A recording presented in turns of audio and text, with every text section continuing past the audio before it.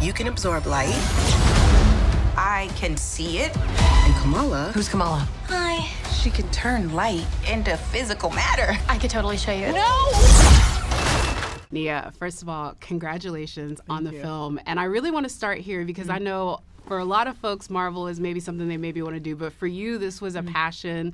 This was a nerdy expertise, and it started with a crazy pitch to Kevin Feige. So I'd love for you to talk about your Marvel fandom and how this started with that pitch. Oh, it didn't start with a crazy pitch. Not crazy. I waited till I was inside. They hired me, and then I was like, Kevin, I'm like, hello, here are all my ideas. Yes. No, my initial conversations were with Mary Livanos, the exec on this film. And she basically told me that they wanted to have the three women in the film, that they're going to be switching places. And she told me about some of the sequences that they wanted to do in the film. And I was like, oh, this is going to be really exciting. This is going to be really fun and different. And so when I went into pitch, my big thing was like, on one hand, here's how I would do some of these big sequences and these set pieces. And then on the other hand, like, here's the emotional underpinning that I want to bring into this film. And so that's kind of how we got started. Well, the emotional underpinning really sort of, I think, lies within these very three unique, incredibly powerful women. But the relationship everyone's very interested in is Carol and Monica and where they are. Can you talk a little bit about where they are in the characters and really what Tiana and Bree wanted to bring to this very interesting family reunion? For sure. I mean, everyone watched WandaVision and saw that look Monica gave where she was like, Carol, and I was shook when I saw that.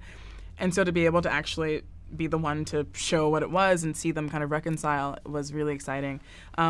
Carol's got the universe on her shoulders. She's got this burden. She feels this burden to take care of everyone in the universe, and obviously that's an impossible job. And I think we explore that psychology. We explore what that is for her, but also we're able to just show Monica dealing with grief, like not just the loss of her mother, but also the loss of her aunt. The other thing I really want to talk about, and you've already alluded to it, we see a little bit in the commercials, and that is the fight sequences in this. I mean, the way their powers sort of combine in this moment, we kind of see them switching. We know from Miss Marvel that the out-of-body experiences are real. Talk about how difficult that was to set up those action sequences knowing these actors were going to be changing, and the work they had to do for that. Yeah, so first of all, they are amazing. Brie, everyone knows she works out, she gets strong, she really wants to be prepared for this. And Mon and Tiana did the same. They were so amazing, and they were so physical, and they were so inside of it. And also, especially with Tiana, talking about what Monica was going to do, wanting there to be a journey inside of the physicality of these fight scenes. It's like she's learning how to use these powers, so she'll get better as the movie goes on. And so as someone who loves fight scenes, good fight scenes, it was a real privilege to be able to do a bunch in this film, but also to figure out how to map the powers into it and the switching into it. So for me, initially, it was started on the page. It's okay, we have, especially that big first fight scene.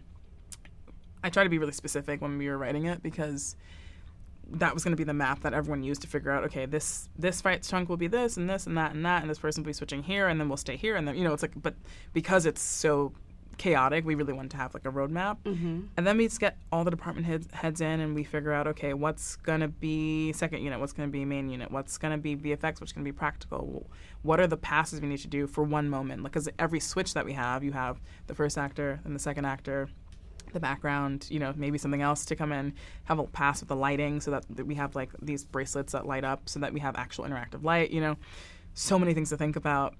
And I have the best AD in the world, Jack Ravenscroft, so he was able to just organize it all for us. And then at the end of the day, when it was time to shoot, it was just about getting the call sheet.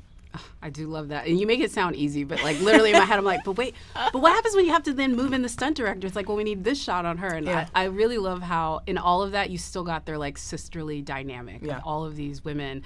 Talk about that in particular, because it's very interesting. It's new superhero that's maybe better at their powers than they sort of between them as women, but then also as superheroes have different places that they sort of are. So talk about how they became this, again, trio of power and light. I think what's great about them is that they have different connections with each other, or at least Kamala and Monica have a different connection with Carol. And those connections that they have, they're so integral in their own individual development and also integral to them becoming a team. And so, when we meet Carol, I think she's a little jaded. She's been doing this for a very long time. She's really isolated. And then you have her niece who is upset with her. Then you have this girl who thinks, she's the best thing in the world. And so I think living in that, the three of them, they start to learn how to be a team and work together. Kamala has to realize she's also just a human being, you know, even though she is Captain Marvel. And Monica also has to realize, oh, she's had to be Captain Marvel. Yeah. She's not just my aunt. So, you know, I think it helps. That dynamic was really important to me, and it was really fun to put together. I know in this process you talked to a lot of other Marvel directors, sort of like going in to be like, all right, put me in, coach. What advice do you have? Yeah. And I loved that you said that Ryan Coogler's simple advice was be yourself. Yeah, he's just such a good guy. It really is, Such though. a good human, yeah. Like, very much so. Yeah. But I'm curious, what did that mean on set for you? And how did you make this movie? How did you stay true to that on set? So one of the biggest things for me was that this was a joyful experience. Talking to Brie, we both were like, this has to be fun. We're making a superhero movie, you know, like we get to do this. It's amazing. So when I was hiring every department head, you know, that was a big thing I said. One, it's like no like I, you know, don't deal with yellers or drama or any of that. But the other thing is like, let's bring a group of people together who are, yes, talented, yes, amazing at their jobs, but also are dedicated to like good vibes.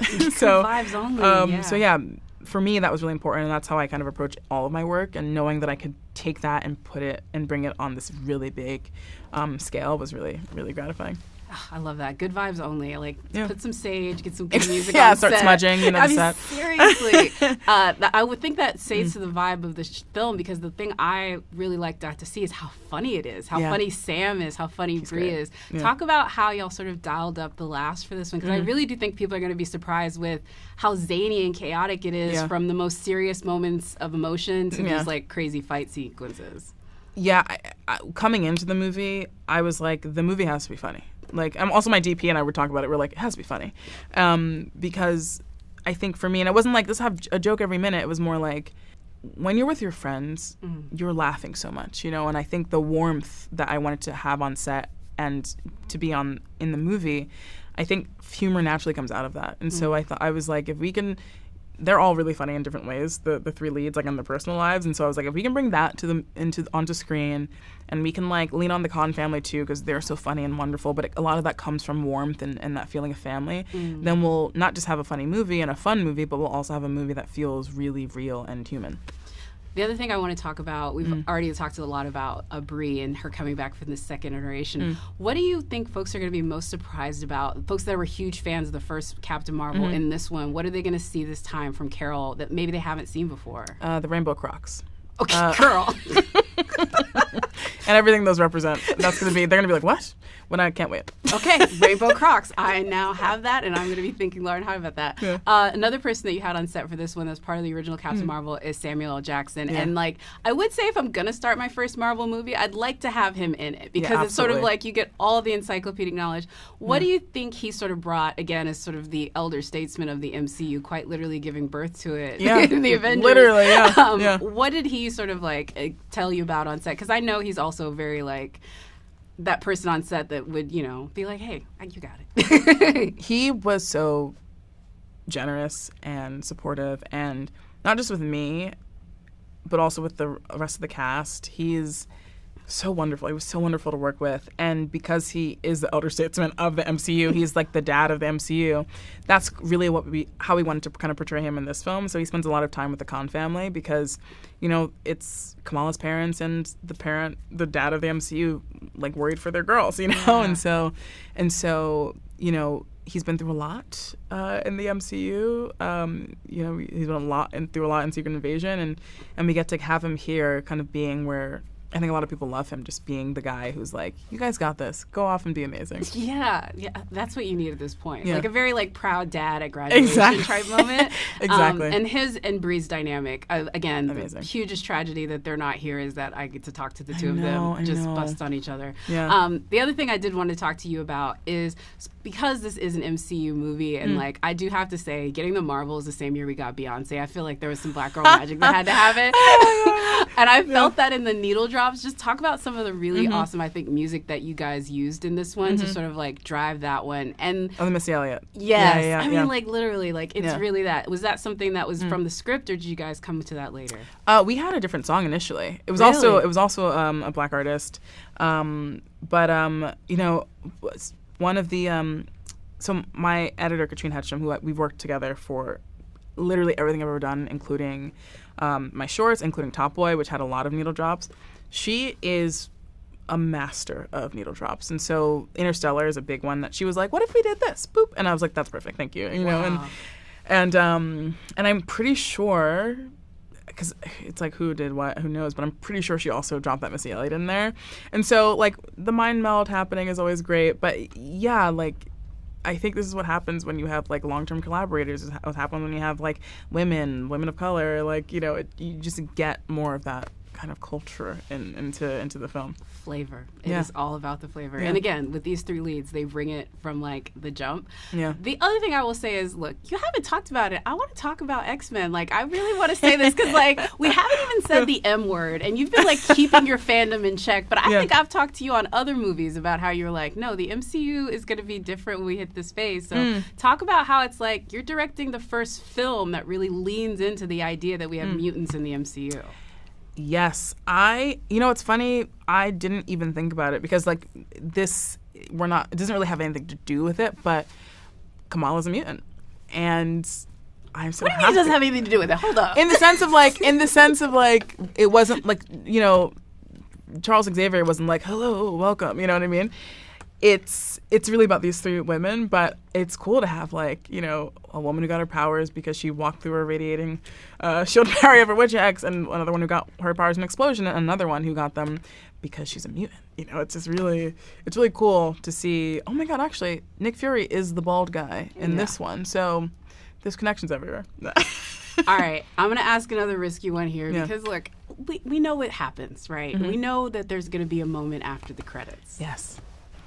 Just tell me. Like, this is me and you here. So, like, don't play the, I'm a Marvel director. Let's talk like this is like... just me and you. No one's here. No one else is here. Yes, come on. So, what can we look... So what happens is, the tag, it is the best tag ever. She said that. I think it's one of the best. Genuinely. Okay. Yeah. Give me a word. Give me something that tells me what I can look forward to with this tag. Just like a little Susan. Give me the vibes. Here we go. Give me the vibes of the after credit scene. The word would be, huh? Question mark. Girl, that's the vibes of all of them. I think especially right now, seeing women team up, this is such a great moment. But with these three particular identities of these three women right now, what would you say to ladies who are like, because I feel like this is another chance to have a Barbie moment of women empowerment, to come and have like a real like awesome female empowerment type superhero story. So what would you say to the ladies who you want to maybe get tickets for Captain Marvel's, like why they should? I think what's great is that we have three very different women at the center of the film. And, you know, sometimes when you have a movie about a woman hero, the onus is on them to represent every woman, but that's not possible. And so to have three women, you know, we get a little bit more, covered. But it's really great to see how different they are. And in their differences, I think it allows people to realize they can be whoever they are. And that's beautiful and wonderful. So if you want to have a good time with three amazing women who make you feel good about yourself, I think you should come see the movie.